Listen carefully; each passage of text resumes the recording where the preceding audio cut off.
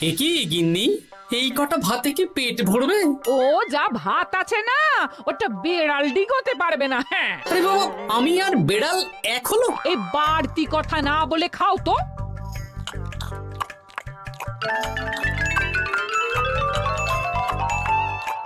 গিন্নি, পেটটা ভরেনি বুঝলে, তুমি আরেক হাঁড়ি ভাত বসাও। আমার জন্য 2 হাতা রাখা আছে, ওটাও খেয়ে নাও না। খাও, আমি আর ভাত বসাতে পারবো না। এখন উনুন ধরাও, আঁচ দাও, ভাত বসাও। আহ, আরে তোমারটা তুমি খেয়ে নাও না। তুমি তো জানো আমার এইটুকু খাবার পোষায় না। তারপর তুমি আজকে ওই ওলের ঝোলটা যা বানিয়েছিলে না, আহা। খাই খাই খাই খাই করে আমার জীবনটাও খেয়ে ফেললে গো। আরে বাবা, ভগবান এই পেট দিয়েছে কিসের জন্য? এত খাটাখাটনি সবকিছুই তো এর জন্য নাকি? হ্যাঁ,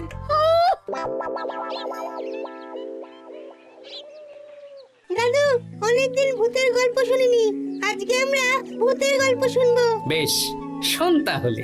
আমাদের রাজ্যে আজ থেকে বেশ অনেক বছর আগে একটা খুব পেটুক লোক থাকতো। তোমার মতন পেটুক? বলতে পারিস, কিন্তু ওর গিন্নি ওকে ভালো মতো খেতে দিত না। তাই একদিন না খেয়ে খেয়ে অক্কা পায় আর ভূত হয়ে এদিক সেদিক ঘুরতে থাকে। তারপর কি হলো দাদু? তারপর তো সে এক মজার ব্যাপার। ভূতকে ওর গিন্নি চোখে দেখতে পেত না, তাই সেই পেটুক ভূত কিছুদিন পর থেকে গিন্নির উপর হুজ্জুতি শুরু করলো। কিরকম হুজ্জুতি দাদু? গিন্নি যা রান্না করতো সব চুরি করে খেয়ে নিত। এই এসব উল্টো পাল্টা কথা বলে আমাকে ভয় দেখাতে পারবে না। হ্যাঁ, এই যে তোরা চটপট খেয়ে নে, নইলে তোদের দাদু আবার ভাগ বসাবে রে। খা। আচ্ছা দিদা। এই শোনো না, তুমি আমার জন্যেও আরো কয়েকটা বেগুনি ভাজো। হ্যাঁ, এই তো একটু আগে 4টে বেগুনি আর 1 বাটি মুড়ি দিলাম। হ্যাঁ, আরে সেগুলো তো পেটের কোন কোনায় হারিয়ে গেছে গিন্নি। তুমি ভাবো আমিও হারিয়ে গেছি?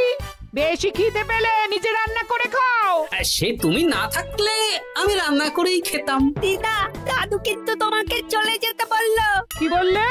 আমি চলে যাব? আরে তাহলে তাই হবে। এই গুলটে, তুই এসব কি বলছিস বলতো? গুছিয়ে বিদায় নিচ্ছি। আরে আরে আরে, কোথায় চলে যেতে বললাম গিন্নি? হয়েছি আর না, আজকেই আমি বাপের বাড়ি চলে যাব। হ্যাঁ, এই দেখো, আমি কোথায় চলে যেতে বললাম? তোমার মনের কথা আমি বুঝে গেছি। এই দেখো, থাকবো না এই পোড়ার মুখ সংসারে। যা। লক্ষ্মী সোনা রাগ করেছে।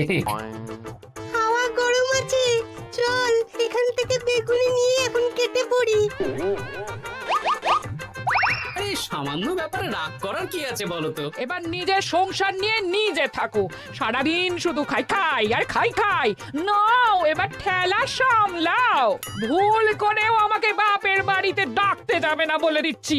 যদি যাও তাহলে আমার থেকে খারাপ কেউ হবে না, এই বলে দিলাম।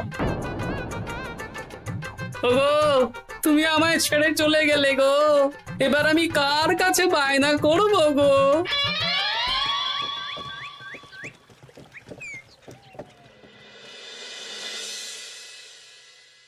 কিরে, তুই একা একা? জামাই কোথায়? তোমাদের জামাইকে ছেড়ে চলে এসেছি। এ মা, তুমি কি থাকতে দেবে না আমি চলে যাব?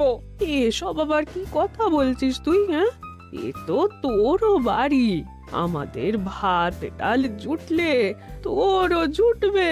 কি হয়েছে রে দিদি? দিন রাত খেটে খেটে কয়লার মতো পুড়ে যাচ্ছি, আর ওনার বায়না শেষ নেই।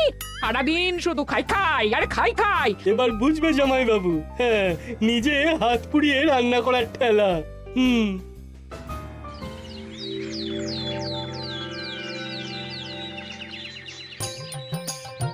গোপাল দাদা, ও গোপাল দাদা, ও গোপাল দাদা, গোপাল দাদা, এ দরজা খোলো, মহারাজ ডাকছেন। এই রে, অনেক বেলা হয়ে গেল। আরে দরজাটা খোলো। যাচ্ছি যাচ্ছি। আরে আজকে তো গ্রামের সেচ প্রকল্প নিয়ে আলোচনা আছে, মহারাজ তাই তোমাকে ডাকছেন। মুখ হাত ধুয়ে যাচ্ছি।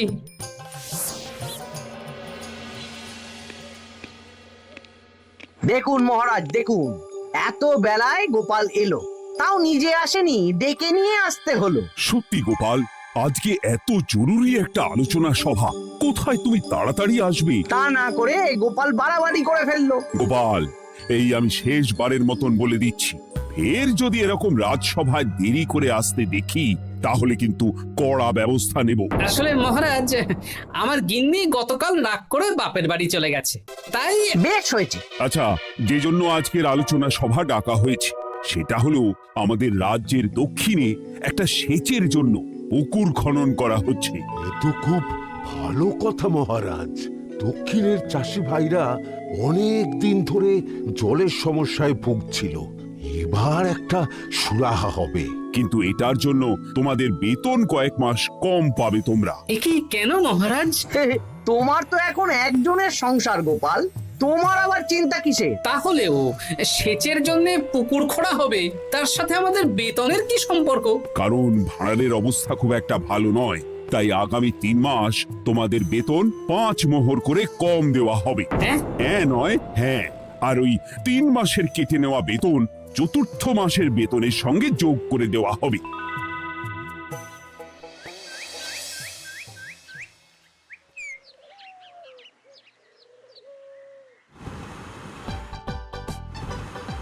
কি দাদু, এ তোমার চোখ মুখের কি অবস্থা? কালি ঝুলি মেখে ভূত। কি আর করবো বল, এসব কি আমার কাজ রে? কালকে ভূতের গল্প শোনাচ্ছিলে, আজকে নিজেই ভূত সেজে বসে আছো।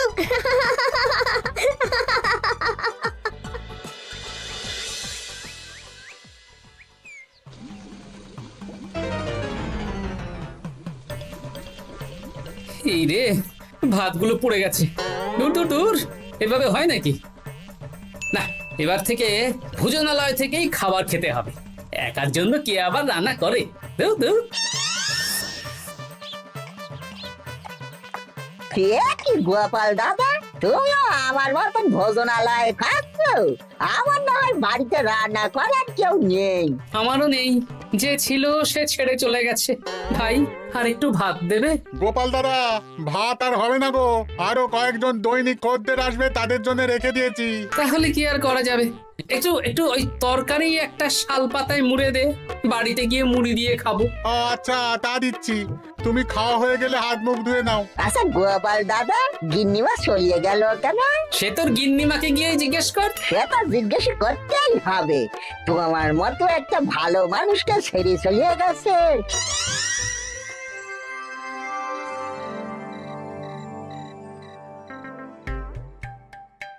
এসো এসো। এই নাও ধরো, পুঁটির মা তোমার জন্য কটা রুটি আর তরকারি পাঠালো। শুনলাম তুমি বাইরে ভোজনালয়ে খাচ্ছ। কি আর করবো বলো, একদিনই ঘর দুয়ারের একই অবস্থা করেছো গো গোপাল দাদা। ওই একার সংসার, এখন আমার কাজের মধ্যে দুই, খাই আর শুই।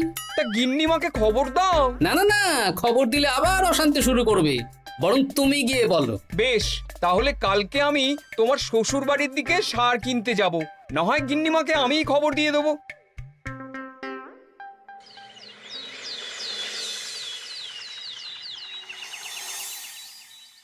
বাড়ি ঘর গোছালো, তাতে আমি কি করতে পারি? এখন আমি আর ওই বাড়িতে থাকি না। হ্যাঁ, শুধু তাই না, গোপাল দাদা বাইরে ভোজনালয়ে তেল মশলা দেওয়া উল্টো পাল্টা খাবার খাচ্ছে গো। থাক, আমাকে এসব কথা শোনাতে আসবে না পুটির বাবা। আমার খাটতে খাটতে জীবনটা কয়লা হয়ে গেছে, কয়লা। ওনার বায়নার শেষ নেই। হ্যাঁ, বুঝলে গোপাল দাদা, আমি গিন্নিমাকে অনেক করে বোঝালাম, কিন্তু কিছুতেই কোনো কথা শুনলো না। বেশ, শুনতে হবে না। এরকম বললে হয় নাকি? চারিদিকে ঘর দুয়ার অগোছালো, খাবারের থালা বাসন এদিক ওদিক ছড়িয়ে ছিটিয়ে আছে। ওরে বাবারে, ইঁদুরেও আস্তানা করেছে। যা হচ্ছে হোক।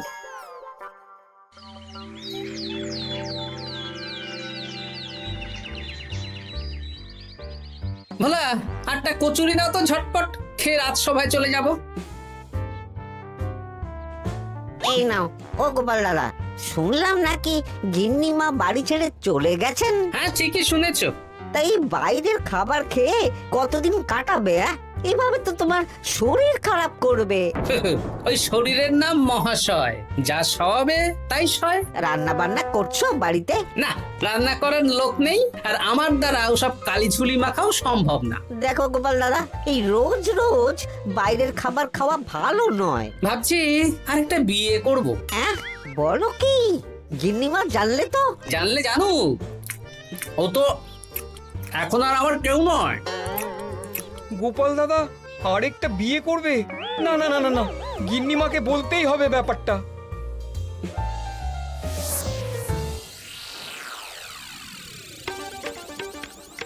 গিন্নিমা, তুমি আবার এসেছো পুটির বাবা। সর্বনাশ হয়ে গেছে। আবার কি সর্বনাশ? হ্যাঁ, বাড়ির চারিদিকে অগোছালো, ইঁদুর মশা মাছি ঘুরে বেড়াচ্ছে। আমি আর ওই বাড়িতে যাব না। গোপাল দাদাও সেই ব্যবস্থাই পাকাপাকি করতে চলেছে, আরেকটা বিয়ে করবে। কি বললে? জল জ্যান্ত বউ থাকতে আরেকটা বিয়ে? হ্যাঁ, আমি আজকেই যাব। ওর একদিন কি আমার একদিন? হ্যাঁ, আমি আজকেই যাব। এই দিদি, এক মুহূর্তে এরকম বদলে গেলি কেন? আবার আবার তো জামাইবাবু তোকে খাটাবে। তা বলে তোর জামাই বাবুটাই অন্য কারোর হয়ে যাবে? হ্যাঁ, আমি বেঁচে থাকতে আমি হতে দেব না। তাহলে দিদি আমিও যাব। ওই জামাইবাবু অতিরিক্ত খায়, জামাইবাবুর খাওয়া বন্ধ করতে হবে, বুঝলি? ঠিক আছে, চল তাহলে চল। ঠিক আছে, চলুন তাহলে। হ্যাঁ হ্যাঁ, তাই চলো। বুঝলি দিদি, আমার মাথায় একটা মতলব এসেছে। হ্যাঁ। কি মতলব শুনি?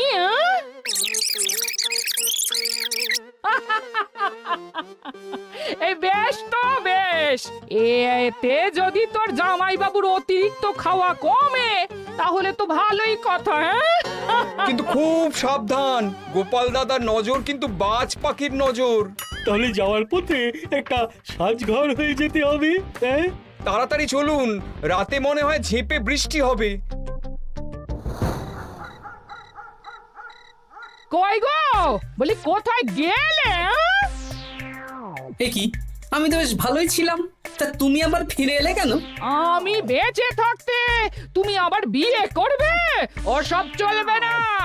আমি এক সাধক বাবাকে নিয়ে এসেছি, তোমার সব ভীমরতি ইনি ছড়িয়ে দেবেন। হ্যাঁ, আজকে থেকে তোমার অতিরিক্ত খাওয়া দাওয়া বন্ধ করার দায়িত্ব এনার। যা বাবা,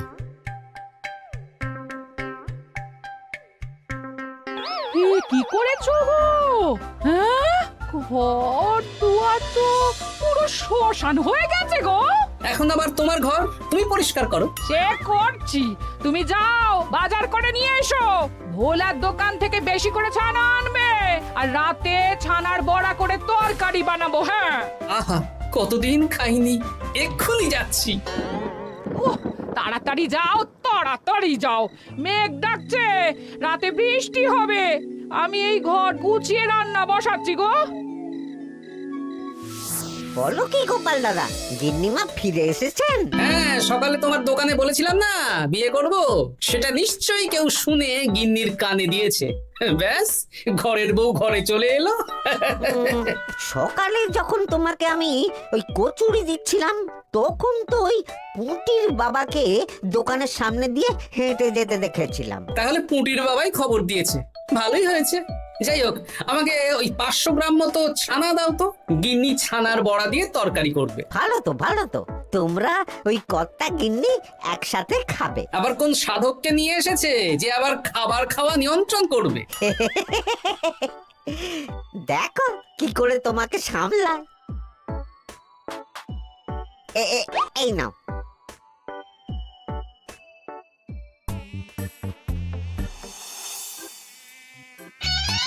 দেখি গিন্নি, আমার জন্য দুটো বড়া আর ওনার জন্য এতগুলো? বেশি খেলে তোমার চেহারা ঠিক হবে না বৎস, তোমাকে রোগা হতে হবে, তাই কম খেতে হবে, বুঝলে? ঠিক আছে, আপনাকে আমি মজা দেখাচ্ছি। অগত্যা গিন্নির হাতের খাবার খাচ্ছি, এই আমার 14 পুরুষের ভাগ্য ভালো।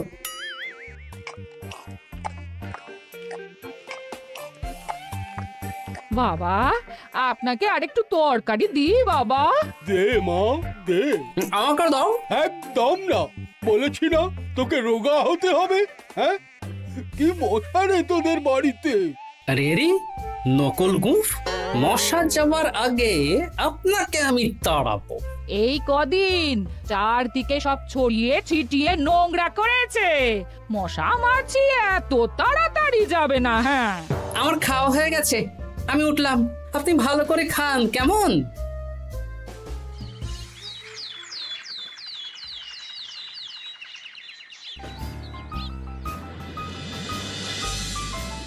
বিজ্ঞানী, আরে গোপাল যে, কি ব্যাপার? একটা সাহায্য চাই বিজ্ঞানী। বলো বলো, আমি কি করতে পারি? কয়েক টুকরো বরফ বানিয়ে দিতে পারবে? তা পারবো, কিন্তু এখন হবে না। তুমি বরং সন্ধেবেলার পর নিয়ে যেও, কেমন? খুব উপকার করলে বিজ্ঞানী। আমি ওটা বিশেষ মোড়কে তোমায় দেব, যাতে গলে না যায়। ধন্যবাদ বিজ্ঞানী, এখন তাহলে আসি।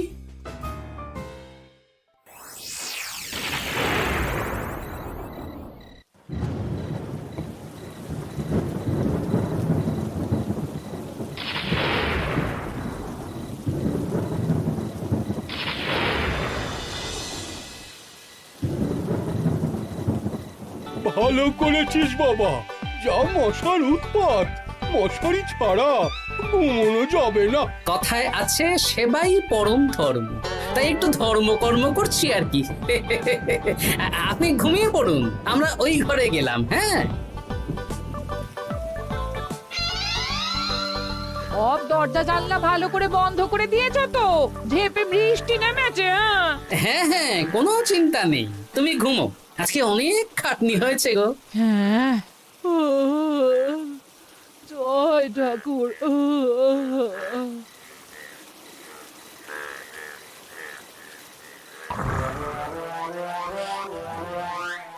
এই তো গিন্নিও ঘুমিয়েছে, এবার আসল কাজ শুরু হবে।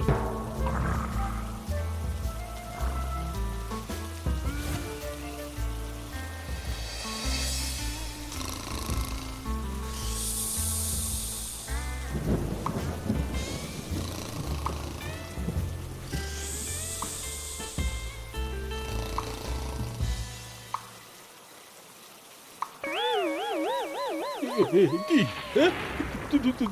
জল পড়ছে কেন? চাল ফুটো হয়ে গেল নাকি? এত রাতে দিদিকে ডাকা ঠিক হবে না। আরে আরে কি মুশকিল, এখনই জল পড়ছে। আরে দূর দূর।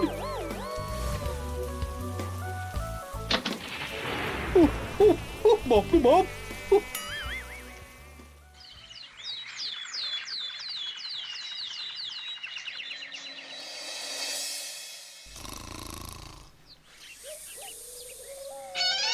সুপ্রভাত। প্রভাত আর শু নেই। কেন? সারা রাত প্রথমে ভিজেছি, তারপরে মশার কামড় খেয়েছি। ভিজেছেন কেন? আচ্ছা, কি আচ্ছা।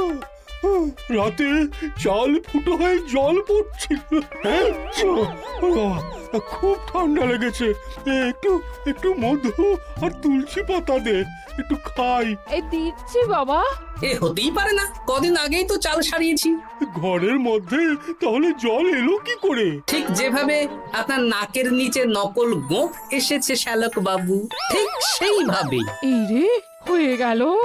দাড়িটাও তো নকল। না মানে আমি বুঝিয়ে বলছি গোপাল, তুমি তো একটু বেশি করে খাও, তাই আমি ভেবেছিলাম ওই তোমার যাতে খাওয়াটা একটু কমে, তাহলে আমার দিদির খাটনিটা একটু কমবে। খাটনি কমাতে তো আপনি আসেননি, উল্টে আপনি নিজে ছলে বলে খাচ্ছিলেন। অতিথি হিসেবে এলে নিশ্চয়ই খাওয়াতাম, কিন্তু এটা আপনি ঠিক করেননি। ওগো, ও তো আমার ভালোর জন্যই করেছে। তুমি আমার বিবাহিত স্ত্রী, ও এখন তৃতীয় ব্যক্তি, তুমি ওর কথা কেন শুনবে? হ্যাঁ, প্রথমে বাচ্চাগুলো মস্করা করলো, সেই শুনে তুমি চলে গেলে। হ্যাঁ, ওরা তৃতীয় ব্যক্তি, ওদের কথায় কান দিলে। তারপর পুঁটির বাবার কথা শুনে বিশ্বাস করলে আমি সত্যিই বিয়ে করছি। হ্যাঁ, এই জন্যই তো চলে এলাম। হ্যাঁ, এখানে পুঁটির বাবাও তৃতীয় ব্যক্তি, আর তারপর শ্যালক বাবুর কথায় আমাকে কম খেতে দিচ্ছ, আর উনিও তৃতীয় ব্যক্তি। ইয়ে, না মানে? হ্যাঁ মানে, না মানে কিছু না। যখনই সংসারে স্বামী স্ত্রীর মাঝে তৃতীয় ব্যক্তি প্রবেশ করবে তখনই অশান্তি হবে।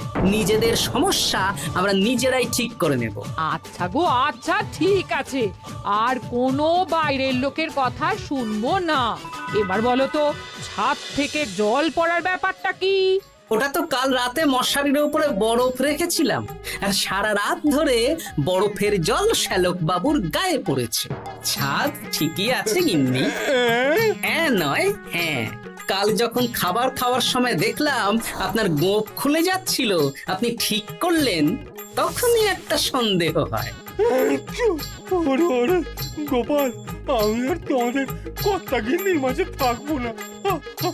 আমি পালাই, আমি পালাই। ও, ও, ও, ও, ও, ও, ও।